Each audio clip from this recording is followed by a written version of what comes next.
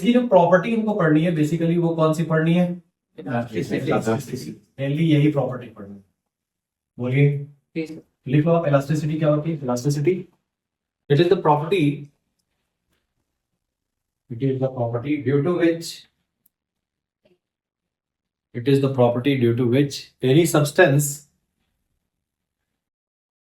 any substance tries to regain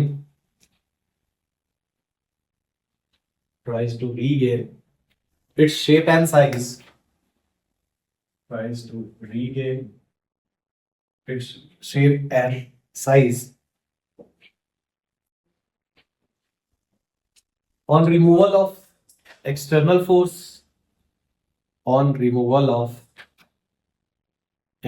force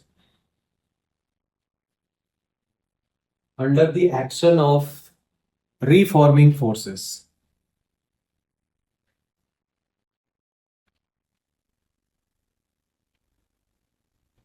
On removal of external force under the action of reforming forces. तो एक होता है जो आप बाहर से फोर्स लगाते हो, बोलो जैसे कोई पेन है, सपोज करो मैं इसको ऐसा खींच रहा हूं, तो एक डीफॉर्मिंग फोर्स, मैं इसको डिफॉर्म करना चाह रहा हूं, इसके शेप को डिफॉर्म खराब करना चाह रहा हूं, इसके फॉर्म को, बोलो।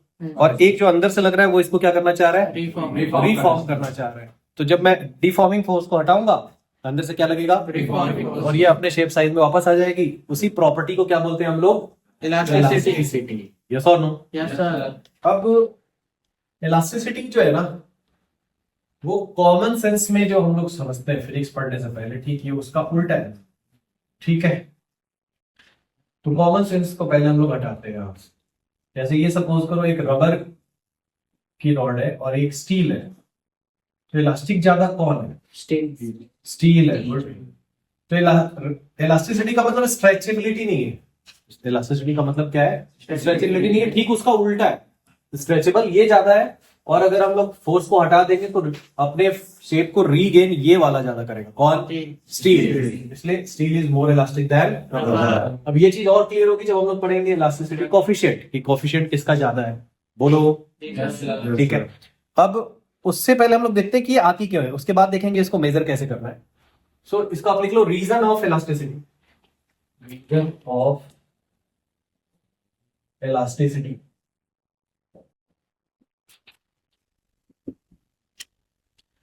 तो इसको एक आप मॉडल से समझ सकते हो, बॉल एंड स्प्रिंग मॉडल। इस सॉलिड्स का जो स्ट्रक्चर होता है वो अंदर से ऐसा होता है।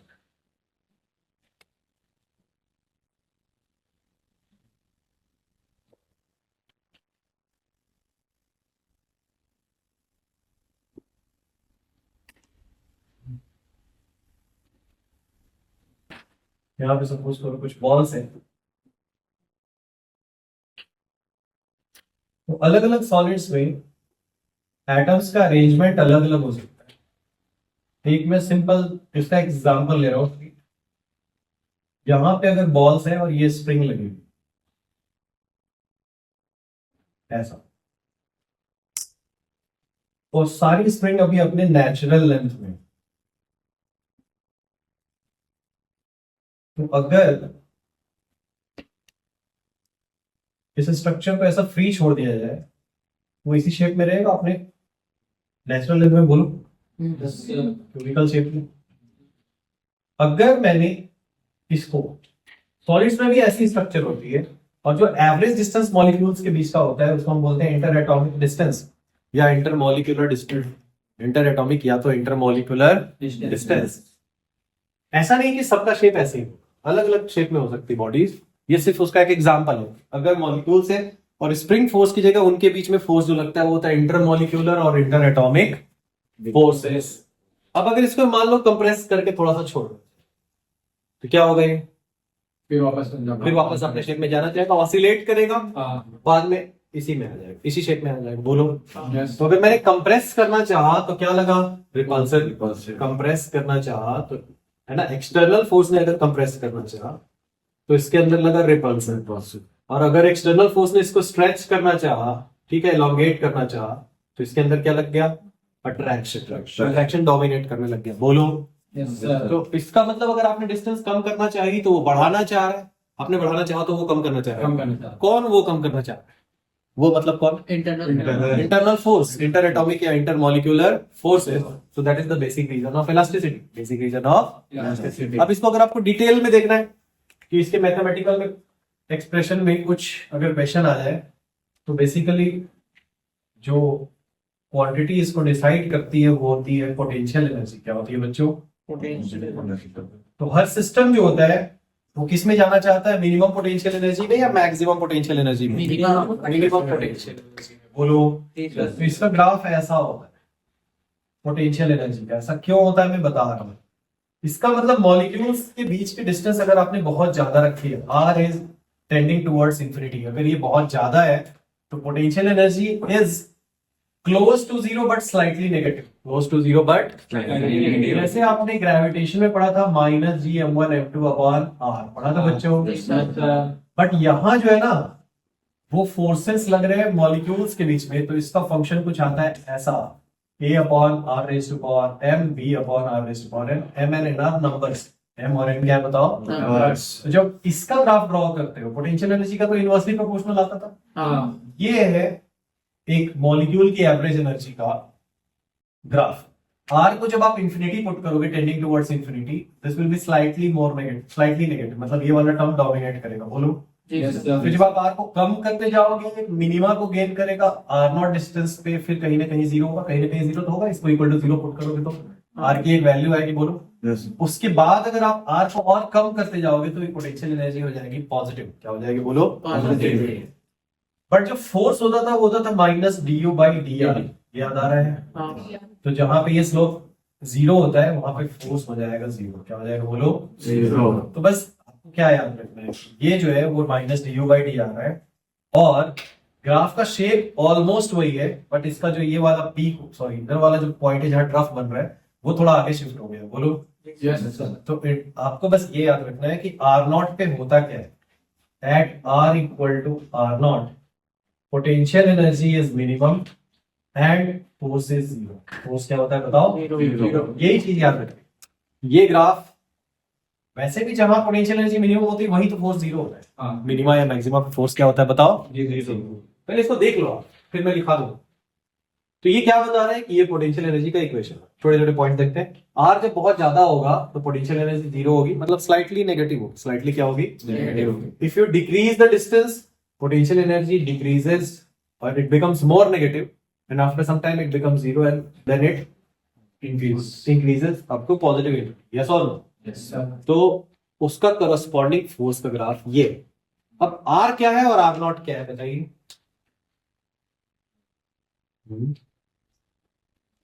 R जो है वो average distance between the molecules है। अगर मैं एक सब्सटेंस को रख के उसको ऐसे स्क्वीज कर रहा हूं या उसको स्ट्रेच कर रहा हूं तो अलग अलग मॉलिक्यूल्स अलग डिस्टेंस पे उसका एवरेज डिस्टेंस है। उसका क्या है बोलो? Average distance. तो फिर ये r नॉट क्या है? वो भी एवरेज डिस्टेंस है but that is in equilibrium. Equilibrium मतलब जब कोई फोर्स नहीं लगाया जा रहा है, जब कोई फोर्स नहीं लगाया जा रहा है। ये एक ऑब्जेक्ट है, इसके बीच में जब कोई फोर्स नहीं लग रहा है तो इसके मॉलिक्यूल्स के बीच का अगर कोई डिस्टेंस है तो वो है r नॉट। वो क्या है? अब मैं जब फोर्स लगा के चेंज करना चाह रहा हूं तो वो है r। वो क्या है बोलो? r। कितने लोगों को समझ में आ रहा है? ठीक है, लिखा दूंगा मैं सारी चीजें। तो जब आप इक्विलिब्रियम डिस्टेंस से, जिसको इंटर एटॉमिक या इंटर मॉलिक्यूलर डिस्टेंस बोलते हो, आप उसको मॉलिक्यूल के डिस्टेंस को बढ़ाना चाहते हो तो इधर फोर्स लगता है नेगेटिव। नेगेटिव का मतलब अट्रैक्टिव फोर्स बता रहा है। क्या बता रहा है बोलो? Attractive force. इधर अट्रैक्शन लगता है और इधर क्या लगता है बोलो? Repulsive force. रिपल्सिव। जो आप डिस्टेंस बढ़ाना चाह रहे हो अट्रैक्शन लग रहा है, कम करना चाह रहे हो क्या लग रहा है बताओ? रिपल्सिव। ठीक है, इसीलिए बॉडी अपना शेप क्या करना चाह रही है? रीगेन करना चाह रही है और that is the reason of elasticity. That is the reason of elasticity. कितने लोग को समझ में आया? ठीक है, तो बांट दे। देखो ये तो बहुत सिंपल है ना, इस मॉडल से भी आप समझा सकते हो। क्या डिस्टेंस कम करना चाहोगे बढ़ जाएगी, बढ़ाना चाहोगे कम हो जाएगा। उसके लिए इतना मैथ्स लगाने की जरूरत है। इसमें इंपॉर्टेंट चीज है बस ये कि एक फॉर्मेट ये हो गया, पहला इक्वेशन यहां से पूछ सकते हैं कि कैसा इक्वेशन होता है, उसके चांसेस कम है। दूसरा एक ग्राफ एज इट इज पूछ सकते हैं और तीसरा उसमें पूछ सकते हैं कौन सा किस पॉइंट पे फोर्स जीरो है और किधर पॉजिटिव और किधर नेगेटिव है। कितने लोग को समझ में आ रही है? बस इतनी चीज पूछ सकते हैं। ये ग्राफ आपके लिए थोड़ा नया है, बस मतलब बाकी तो आप ये 9th के बच्चे को समझा सकते हो और छोटे बच्चे को कि भाई स्प्रिंग मास के जैसा है ये, उसमें कैसे कैसे चेंज हो रहा है, फोर्स कैसे वेरी कर रहा है। कुछ आया? ये डायग्राम एक के नीचे एक ग्राफ ऐसा बना लो, पोटेंशियल एनर्जी वर्सेस फोर्स, फिर उसको मैं निकाल reason of electricity. Black ink बोलना जाके भी है ना, मैडम मंगाई कि नहीं मंगाई?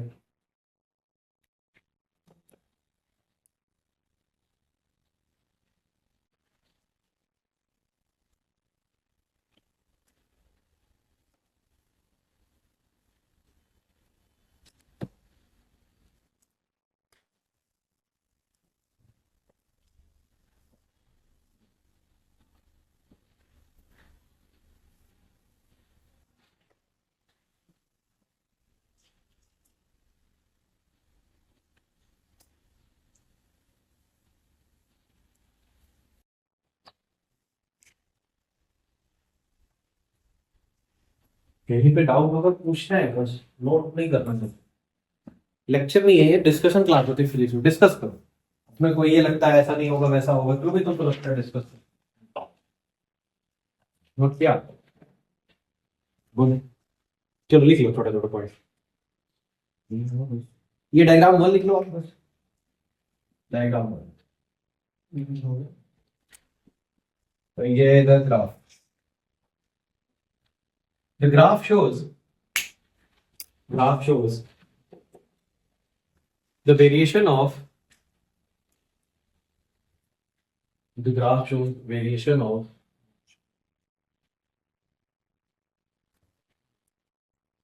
intermolecular energy मतलब पोटेंशियल एनर्जी के जैसा है। Intermolecular energy of a solid versus intermolecular distance small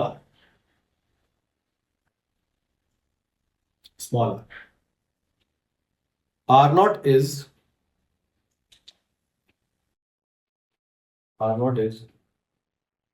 the equilibrium distance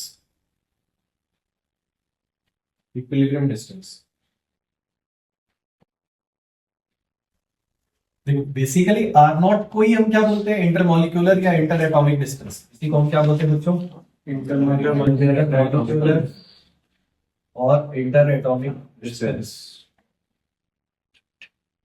और R क्या है? R भी वही चीज है, बट वो वेरी करा रहे हैं हम लोग। क्या करा रहे बोलो? और जब वेरी नहीं कराओगे, ठीक है, तो वो इक्विलिब्रियम डिस्टेंस ही तो कहलाएगी। जैसे स्प्रिंग है, इसकी नेचुरल लेंथ मान लो 20 सेंटीमीटर, तो आप इसको स्ट्रेच कर सकते हो, कंप्रेस कर सकते हो, बट अगर सिर्फ 20 सेंटीमीटर बोला जा रहा है तो कौन सी लेंथ है उसकी? नेचुरल वन, इक्विलिब्रियम वाली। कौन सी वाली है? इक्विलिब्रियम वाली। तो इसका मतलब ऐसा नहीं कि लेंथ ऑफ स्प्रिंग दूसरी नहीं हो सकती है, इसको नेचुरल लेंथ बोलते हैं। क्या बोलते हैं हम लोग? तो अगर सिर्फ ऐसा लिखा हुआ है इंटर मॉलिक्यूलर और इंटर एटॉमिक डिस्टेंस, तो इसका मतलब वो R0 ही होता है। क्या होता है बोलो?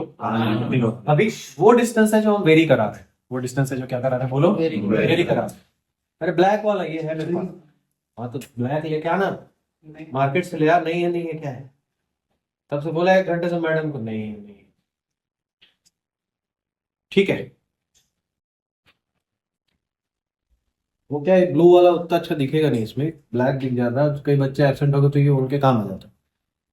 ठीक है, चाहे 12th वाले जो बच्चे हैं उनको भी तो चाहिए ना मेरी नीट के लिए। चलिए, तो क्या समझ में आया? ये इक्विलिब्रियम वाला है और ये हम वेरी करा रहे हैं, बस इतना समझना है। ये इक्विलिब्रियम वाला है और ये क्या करा रहे हैं बोलो? वेरी करा रहे हैं। ठीक है, आगे लिखिएगा। It is clear from the graph that, बस 2-3 पॉइंट याद रखना है, इसमें ज्यादा कुछ याद करना है नहीं। First, if r equal to r0,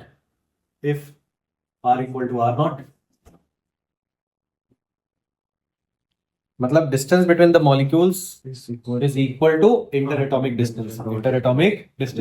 अब एक चीज समझो, इंटर एटॉमिक भी बोल सकते हो, इंटर मॉलिक्यूलर भी बोल सकते हो। अगर जो सब्सटेंस है एटॉमिक फॉर्म में है तो उसको क्या बोल देंगे बच्चों? Inter atomic. और मॉलिक्यूलर फॉर्म में तो क्या बोल देंगे? इंटर। इतना याद रहेगा, ठीक है। तो क्या लिखा, if R equal to R nought, bracket में लिख सकते हो average distance between molecule, average distance between molecules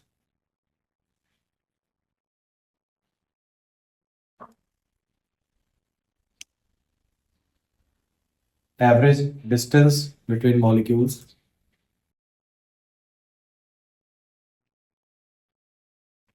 under applied force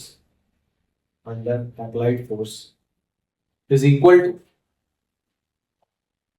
to interatomic or intermolecular distance, interatomic or intermolecular distance, then potential energy is minimum,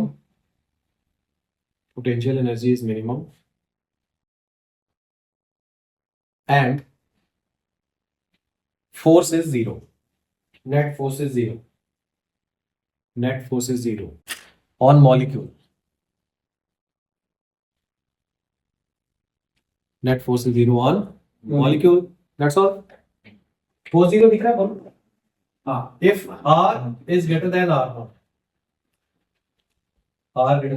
naught, तो क्या बोलेंगे हम लोग, कौन सा फोर्स लगेगा then, attraction force. Then attraction force acts between molecules,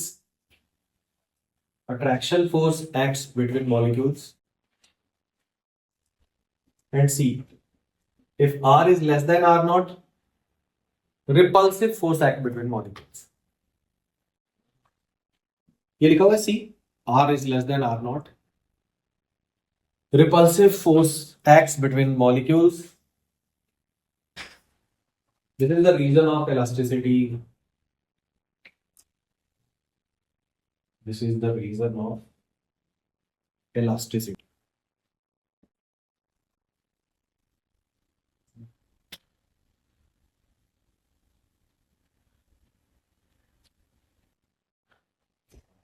ठीक है, इतना ही रीजन है इसका। और उसको सिंपल मॉडल में इससे समझ सकते कि भाई एक स्ट्रेच करना चाहोगे तो अट्रैक्शन लगेगा, कंप्रेस करना चाहोगे तो रिपल्शन लगेगा, दैट्स ऑल। वो अपने शेप में वापस आना चाहिए, क्लियर। अब हम लोग आते हैं इस बात पे, ये नोट तो कर लिया था आपने। अब हम लोग आते हैं कि ये मेजर कैसे हो। तो बेसिकली इसमें एक ही दो फॉर्मूले इस चैप्टर में, हुक्स लॉ से 3 फॉर्मूले निकलेंगे, पोटेंशियल एनर्जी का एक फॉर्मूला होगा, मतलब एनर्जी डेंसिटी। अब चाहो तो ये 2 टॉपिक में ही सारा ये चैप्टर ही खत्म हो जाएगा, ठीक है। So how to measure the elasticity, कौन कितना ज्यादा इलास्टिक है और कौन कितना कम इलास्टिक है, वो किससे मेजर होगा, बाय कोएफिशिएंट ऑफ इलास्टिसिटी, ठीक है। जैसे भी हमने देखा ना, ये मेजर कैसे होगा कि रबर ज्यादा इलास्टिक है या स्टील, तो वो हम लोग यहां से मेजर करेंगे, ठीक है। So write down Hooke's law,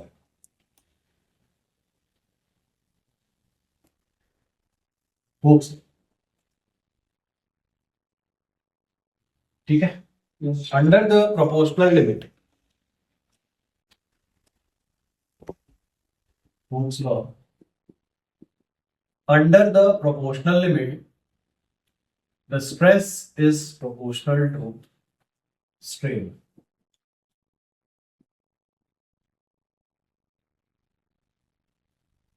stress is proportional to strain।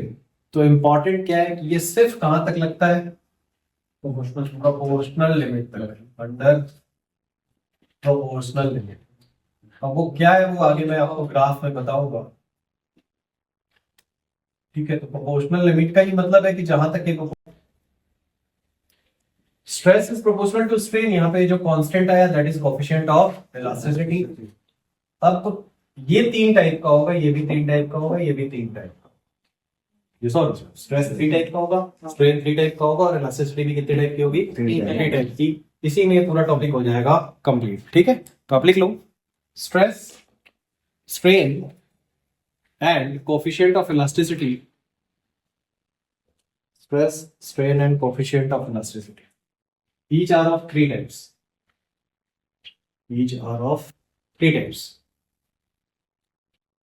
तो ये कितने टाइप का होगा उससे पहले हमको क्या पता करना पड़ेगा कि इसकी बेसिक डेफिनेशन क्या है, बोलो। तो स्ट्रेस क्या है, हाँ क्या होता है बताओ? जो एग्जाम टाइम होता है दिमाग में स्ट्रेस, नहीं दिमाग वाला नहीं, कौन सा, फिजिक्स वाला। तो ये है रीस्टोरिंग फोर्स अपॉन एरिया। क्या है बोलो? तो है तो ये फोर्स अपॉन एरिया, बस हमको एक याद क्या रखना है कि it is restoring force upon area. बस एक्स्ट्रा वर्ड है इसमें, रीस्टोरिंग फोर्स अपॉन एरिया। तो ये वो नहीं है जो हम बाहर से लगा रहे हैं, ये वो है जो अंदर डेवलप हो रहा है, जो अंदर। अगर मैं इसको खींचूंगा ना तो बाहर से मैं जितना फोर्स लगा रहा हूं उसको एरिया से डिवाइड करने से नहीं आएगा। क्या? स्ट्रेस। अंदर जो फोर्स डेवलप हो रहा है वो क्या होगा? Restoring force. उसको अपॉन एरिया करेंगे तो क्या आएगा बताओ? स्ट्रेस। इसकी यूनिट तो पहले समझ जाओ, न्यूटन पर मीटर स्क्वायर या पास्कल है। ये थोड़ा नो। अब एक चीज समझो, क्या ये रीस्टोरिंग फोर्स मेजर कैसे करेंगे भाई? बाहर से मैं फोर्स लगा रहा हूं उसको तो मेजर कर लूंगा, अंदर वाले को मेजर कर पाऊंगा क्या? नहीं, मॉलिक्यूल के बीच में। तो हम इक्विलिब्रियम में देख लेते हैं, इक्विलिब्रियम में दोनों फोर्स हो जाता है इक्वल। क्या हो जाता है बोलो? इक्वल। थोड़ी देर पहले आप बोल रहे थे ना कि स्ट्रेस, जैसे दिमाग में स्ट्रेस होता है एग्जाम टाइम में, बोलो। तो बाहर से जो फोर्स लग रहा है वो स्ट्रेस का मेजरमेंट नहीं है। बाहर से तो एग्जाम आ गए, एक्सटर्नल फोर्स क्या है? एग्जाम। सबका एग्जाम आ गया, बोलो। लेकिन सबका स्ट्रेस इक्वल डेवलप नहीं होता है, कोई जीरो स्ट्रेस में रहता है, कोई का पूरा दिमाग ही खराब हो जाता है। ये स्ट्रेस जो है ना वो मटेरियल पे डिपेंड करता है, अंदर कितना स्ट्रेस डेवलप हो रहा है। It is something which is developed inside, not from outside. Yes और नो? Yes sir. तो इसलिए आपको याद रखना है restoring force upon area. Stress हो गया, ठीक है। अब इसके बाद स्ट्रेन आता है। तो स्ट्रेन क्या होता है? आउटसाइड फोर्स नहीं, ये होता है चेंज इन डायमेंशन। ये उसका इफेक्ट मेजर करता है कि क्या इफेक्ट आया बॉडी के ऊपर upon original dimension. Original dimension. अब ये डायमेंशन का मतलब वो डायमेंशन चैप्टर वाला लेंथ मास टाइम नहीं है, इसका मतलब है लेंथ, शेप साइज। हाँ, शेप साइज का जो डायमेंशन है, लेंथ, एरिया, वॉल्यूम, जो आप मेजर करते हो बॉडी का, वो डायमेंशन है बॉडी की फिजिकल डायमेंशंस। यस और नो? यस।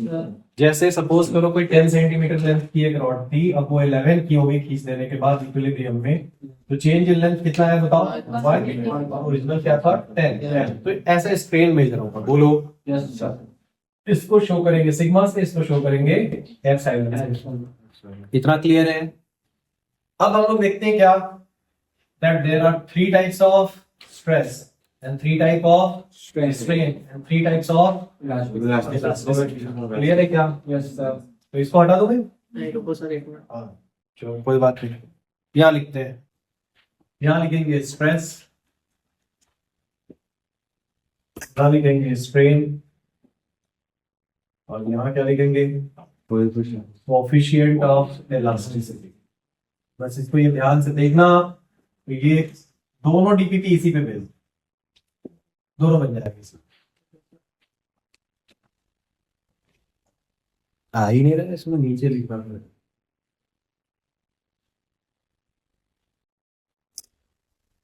यहां से stress, strain and coefficient of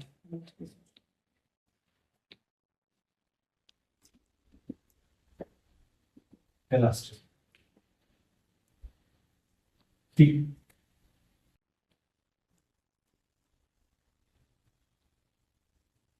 तो सबसे इजी फोर्स क्या है? जैसे तुम्हारे पास एक क्यूब है या एक सिलेंडर है, उससे बोला जाएगा इस पे डिफॉर्म करो इसको, तो सबसे इजी क्या अप्लाई करना है? सीधा पकड़ के खींच दो ऐसा। यस और नो? सबसे सिंपल। तो उसको आप बोलते हो लॉन्गिट्यूडनल स्ट्रेस। क्या बोलते हो आप? Longitudinal stress. और नॉर्मल स्ट्रेस उसी को बोलते हैं हम, लॉन्गिट्यूडिनल और नॉर्मल स्ट्रेस। देखो वैसे इन दोनों वर्ड का मीनिंग अलग अलग है, लॉन्गिट्यूडनल का और नॉर्मल। लॉन्गिट्यूडनल का मतलब क्या? Along the length. क्या होता है तो? Along the length. जैसे आप पढ़ते हो बायो, तो लॉन्गिट्यूडनल का मतलब होता है ऐसा कट करना, बोलो। और नॉर्मल का मतलब होता है ऐसा। Longitudinal section and transverse section जिसको बोलते हो वो होता है नॉर्मल, बोलो। यहाँ दोनों का मीनिंग सेम क्यों हो गया? Because if you apply force along the length, if you apply the force along the length, then it already becomes perpendicular to the surface Surface area. area. Perpendicular to the surface area. area. इसीलिए दोनों का meaning यहाँ same है. Generally अलग होता है, bio में कई बार अलग होता है मीनिंग. बोलो. yes, यहाँ दोनों का मीनिंग बिल्कुल क्या है? सेम. Longitudinal and normal. तो कंफ्यूज नहीं होते. Longitudinal means along the length and normal means perpendicular to this area. Perpendicular to this area. So if you are applying Fn, एक फोर्स आप Fn लगा रहे हो, फोर्स नॉर्मल. क्या लगा रहे हो आप? Normal force.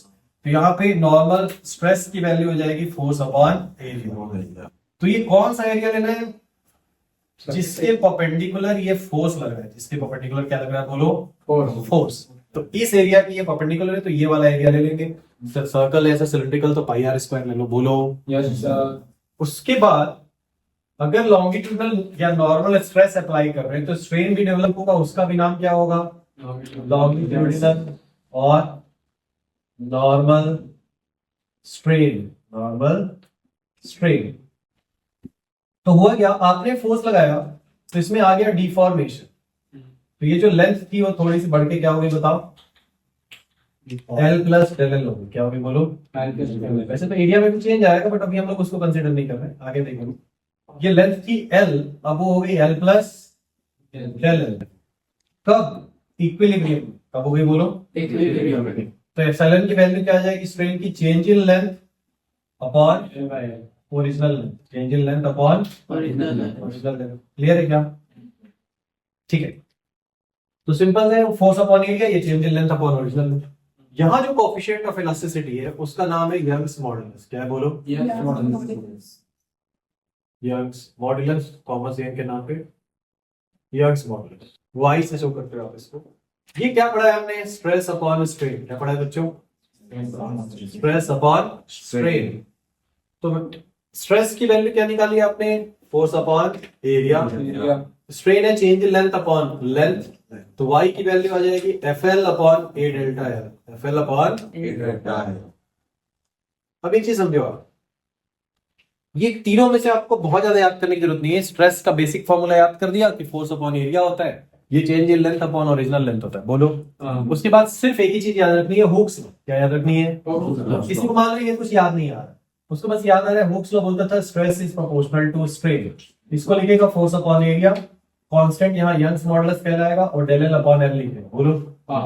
तो यहां से अगर उससे पूछा जाएगा फोर्स की वैल्यू बताओ, तो ये फोर्स की वैल्यू बता देगा ए को ट्रांसपोज करके. यंग्स मॉडुलस पूछा जाएगा तो यंग्स मॉडुलस बता देगा. चेंज इन लेंथ पूछा जाएगा, चेंज इन लेंथ बता देगा. जो चाहिए आपको यहां से बता सकते हो. बोलो. ये सारा याद करने से यंग्स मॉडुलस और ये सारा याद करना ज्यादा अच्छा. बस ये लिखना सीखो, force upon area equal to Young's modulus del L upon L. यहां से जो चाहिए हम निकाल सकते. बोलिए. ठीक है. अब इससे थोड़ा सा कॉम्प्लेक्स वे जो है ना फोर्स अप्लाई करने का, वो क्या है कि सपोज करो एक टेंजेंशियल फोर्स लग रहा है. वैसे तो समझो ये दोनों एक साथ भी लग सकते हैं, दोनों एक साथ भी अप्लाई हो सकते हैं. जैसे एक सपोज करो एक ऐसा क्यूब है और इसके नीचे सरफेस को हमने फिक्स करके ऐसा फोर्स लगा दिया, तो एक साथ इसका एक टेंजेंशियल कंपोनेंट भी आ सकता है और क्या आ सकता है? बोलो.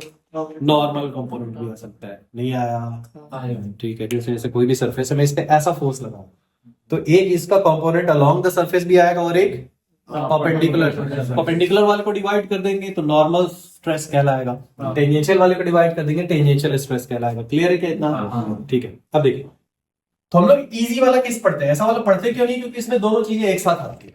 हम पढ़ते ये वाला है क्योंकि पहले हम लोग एक तो हैंडल करना सीख जाए, फिर वो समझ जाएंगे. तो अगर हम लोग दूसरा केस लेते हैं जिसको हम बोलते हैं टेंजेंशियल स्ट्रेस. क्या बोलते हैं? बोलो. और इसी को हम लोग बोलते हैं शियर स्ट्रेस. Shear stress.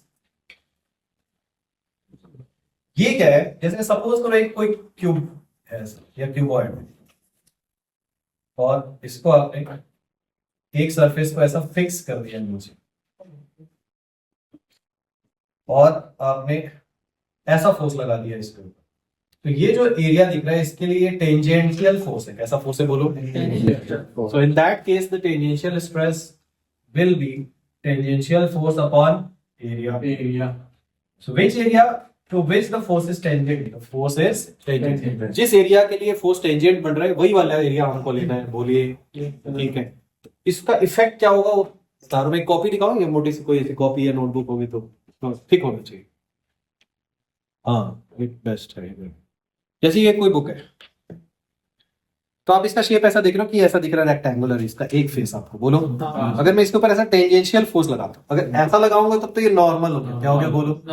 अगर मैं इसको ऐसा लगाता हूँ तो आप देखोगे कि इसका जो शेप है थोड़ा सा इधर कैसा हो जाएगा, पैरेललोग्राम के जैसा होगा बोलो। तो इसका मतलब ये वाला फेस जो है वो इससे थोड़ा आगे शिफ्ट हो गया, क्या हो गया बोलो। शिफ्ट हो गया। ऐसा जो शिफ्ट होता है इसी को बोलते हैं शेयर करना। बॉडी क्या कर रही है, शेयर करना। मतलब इसमें साइज चेंज नहीं होता है, क्या चेंज होता है, शेप। क्या चेंज हो गया, शेप। तो इस केस में भाई मेजर कैसे होगा, change in length, change in dimension upon original dimension लिखना था, और डायमेंशन तो चेंज हुआ ही नहीं, हुआ क्या, नहीं। तो कैसे मेजर करेंगे बताओ भाई, जितना ज्यादा शिफ्ट आएगा उतना ज्यादा क्या होगा, स्ट्रेन डेवलपमेंट। ये मेजरमेंट होना चाहिए बोलो। यहाँ क्या मेजरमेंट होना चाहिए था, जितना ज्यादा चेंज इन लेंथ उतना ही ज्यादा, पहले इधर देख लो आप, ऊपर क्या होना चाहिए था, चेंज इन लेंथ ज्यादा होगा तो स्ट्रेन ज्यादा डेवलप होगा बोलो। यहाँ एक चीज है कि ये जो क्यूब था वो ऐसा था और बाद में वो ऐसा हो जाएगा थोड़ा सा बोलो। तो दो तरीके हैं, या तो ये कितना आगे गया ये मैं मेजर कर लूं, या तो ये एंगल मेजर कर, इधर एंगल ऑफ द शिफ्ट बोलो। तो इस केस में अगर आप ये डेल एक्स लिखते हो अपॉन एच तो इसको हम लोग बोल देते हैं टेंजेंशियल स्ट्रेन। क्या बोलते हैं, टेंजेंशियल स्ट्रेन। इसको ध्यान से देखना, इसी से फ्लूइड में आप आगे जाके विस्कोसिटी भी पढ़ोगे फ्लूइड की case. Now del X upon H perpendicular upon base है तो इसी को हम लोग tan फाई भी लिख सकते हैं, और अगर एंगल स्मॉल है तो फाई भी लिख सकते हैं, बिकॉज जब एंगल बहुत छोटा होता है तो तीन चीजें सेम है, sine theta, tan theta and theta. नहीं, sine tan and theta, sine theta tan theta and theta, ये तीनों चीजें क्या हो जाती है, सेम। कॉस हो जाता है अप्रोक्सीमेटली 1, यस और नो, ठीक है। तो इसको tan फाई को फाई लिख दिया। तो ये तीन तरीके से मेजर हो सकता है, del X upon H, tan phi and phi. Del X को क्या बोलेंगे, लेटरल डिस्प्लेसमेंट। क्या बोलेंगे बोलो, lateral displacement of any one surface with respect to other, and H is the perpendicular distance between the two surfaces बोलो। दो layers के बीच का जो लेटरल डिस्प्लेसमेंट है वो है डेल एक्स, और दोनों के बीच का जो गैप है वो है एच। वो क्या है बच्चों, एच। तो ये ऐसा इसलिए मेजर करना पड़ा हमको क्योंकि इसमें लेंथ, एरिया, वॉल्यूम कुछ भी चेंज नहीं होगा बोलो भाई। उसके बाद है इस केस में जो इलास्टिसिटी का कोफिशिएंट है उसको हम बोलते हैं modulus of rigidity, modulus of rigidity, और शियर मॉड्यूलस, इसी को क्या बोलते हैं बोलो, और इसी को हम लोग शो करते हैं ईटा से। एन है ना इसमें, ऐसे पूछ लगा ईटा, बोलिए। तो अगर मैं इन दोनों को डिवाइड करता हूँ उसको इससे, तो ऊपर आएगा टेंजेंशियल फोर्स अपॉन एरिया और डेल एक्स अपॉन एच, ये आ जाएगा एफ एच अपॉन ए डेल्टा एक्स, पहला फॉर्मूला। दूसरा क्या होगा, अगर मैंने नीचे वाले को tan फाई लिखा है तो it will be F upon A tan phi, और तीसरा फॉर्मूला इसी को मैं एफ अपॉन ए फाई लिख सकता हूं if angle is small, generally जो कि स्मॉल ही होता है, एफ अपॉन ए फाई। अब अगेन देखोगे कि ये एक फॉर्मूला आ गया आपका, ये दूसरा आया, ये तीसरा, चौथा, ऐसे फॉर्मूले इधर बढ़ते जाएंगे बोलो। ठीक है, तो आपको अगेन क्या बताया कि सिर्फ याद रखो हुक्स लॉ, क्या याद रखोगे, ये कोई भूल गया मान लो तो याद रखेगा स्ट्रेस प्रोपोर्शनल टू स्ट्रेन, बार बार वही बता रहा हूँ। स्ट्रेस सीधे लिखेगा फोर्स अपॉन एरिया, यहाँ पे लिखेगा रिजिडिटी, बस उसको ये याद रहेगा कि यहाँ शिफ्ट हुआ था, फिर लिखेगा डेल एक्स अपॉन एच, ये थोड़ा ध्यान रखना बोलो जी सर। अब उसके बाद वो डेल एक्स अपॉन एच को tan फाई लिख दो, फिर फाई लिख दो, जो लिखना है लिख दो, यस और नो। तो सबसे इजी तरीका है कि हुक्स लॉ से सारी चीजें रिलेट करो, ये रटो नहीं, तीन चार फॉर्मूले ऐसे रटो, सबको बार बार हुक्स लॉ से लिखने की कोशिश करो, याद हो जाएगा, एक दो बार लिखो, बोलिए यस सर। तो इस केस में कंप्लीटली जो था वो फोर्स परपेंडिकुलर टू सरफेस था, इस केस में कैसा है, completely tangential to the surface, tangential to the surface. और अगर दोनों एक साथ निकलेगा तो एक कंपोनेंट ये वाला ले लेंगे, अगर मैं इसको डिवाइड करूंगा एरिया से तो टेंजेंशियल स्ट्रेस कहलाएगा, शियर स्ट्रेस। इसको डिवाइड करूंगा तो क्या कहलाएगा, लॉन्गिट्यूडनल या नॉर्मल स्ट्रेस। कितने लोग को समझ में आया, यस सर।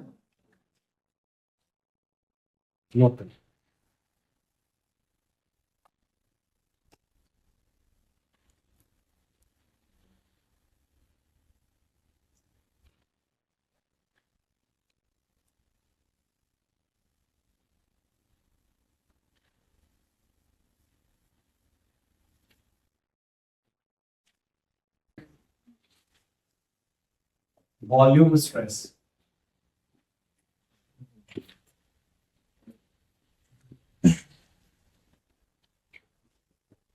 वॉल्यूम स्ट्रेस क्या होता है? आप यहां पे लिखोगे applicable only if force acts at each point. देखो नॉर्मल लगा दिया, टेंजेंशियल लगा दिया, तो बचा क्या? बचा ये कि जब हम लोग ऐसा फोर्स लगाएंगे जो हर जगह पे लगा, ठीक है, तो आपने क्या लिखा? Applicable when force acts at each point of the body. Force acts at each point of the body. ये देखो, मान लो ये फ्लूइड है, इसमें आपने क्या कर दिया? बॉडी को ऐसे डिप कर दिया, बोलो कोई सी, और ऊपर से आप पिस्टन से इसको प्रेस कर रहे हो, yes, और आप चाहते हो कि इसका क्या निकालो? Change in volume. तो होगा क्या? पास्कल्स लॉ कहता है प्रेशर अलग अलग हो सकता है, बट चेंज इन प्रेशर हर जगह सेम होगा। यही पास्कल्स लॉ क्या है? बोलो। मतलब मैं जितना प्रेशर ऊपर से लगाऊंगा सब पॉइंट पे उतना प्रेशर मिलेगा। 100 लगाऊंगा तो हर जगह 100 लगेगा। ऐसा नहीं कि 100 बट के 1 2 3 4 हो जाएगा, ऐसा नहीं। तो सब जगह प्रेशर का चेंज क्या आएगा? बताओ, सेम। और वो मेजर कैसे करेंगे हम लोग? छोटा सा एक एरिया लेंगे डीए, उसके ऊपर जो परपेंडिकुलर फोर्स लग रहा है वो निकाल देंगे, तो स्ट्रेस की वैल्यू हो जाएगी perpendicular force per unit area. Perpendicular force per unit area, और इसी को हम लोग बोलते हैं वॉल्यूम स्ट्रेस। क्या बोलते हैं बच्चों? तो है तो वैसे ही नॉर्मल स्ट्रेस के जैसा ही है, बट डिफरेंस ये है कि force is acting at each point. Her point पे ही फोर्स लग जा रहा है इसके। बोलो, मतलब हर तरीके से, जैसे एक बॉल है उसको हर तरफ से ऐसा स्क्वीज कर रहे हैं, तो वहां पे लग रहा है वॉल्यूम स्ट्रेस। क्या लग रहा है? बोलो। बीच में बॉल रख के एक ही तरफ से प्रेस करेंगे तो नहीं कर रहा है। यस और नो? ठीक है। तो यहाँ पे चेंज क्या आएगा इसका? क्या चेंज हो जाएगा? वॉल्यूम। अगर आप ऐसा फोर्स लगाओगे तो ये कॉम्पैक्ट हो जाएगा, ऐसा बोलो। तो यहाँ पे हम लोग इसको बोलते हैं वॉल्यूम स्ट्रेन। क्या बोलते हैं बच्चों? Sigma we. वॉल्यूम स्ट्रेन क्या होता है? अभी हमने क्या पढ़ा? Strain change in volume upon original volume होता है बच्चों। इसको ऐसा लिख देते हैं, change in volume upon original volume. अब यहाँ जो इलास्टिसिटी आती है उसको हम लोग बोलते हैं बल्क मॉड्यूलस। क्या बोलते हैं? बल्क मॉड्यूलस और वॉल्यूम इलास्टिसिटी इसी का नाम है। क्या बोलो? Volume elasticity. इसको हम लोग बीटा से शो करते हैं। अभी तक हम लोग ने सब में एक ही चीज पढ़ी है, क्या? Stress upon strain, coefficient of elasticity क्या होता है?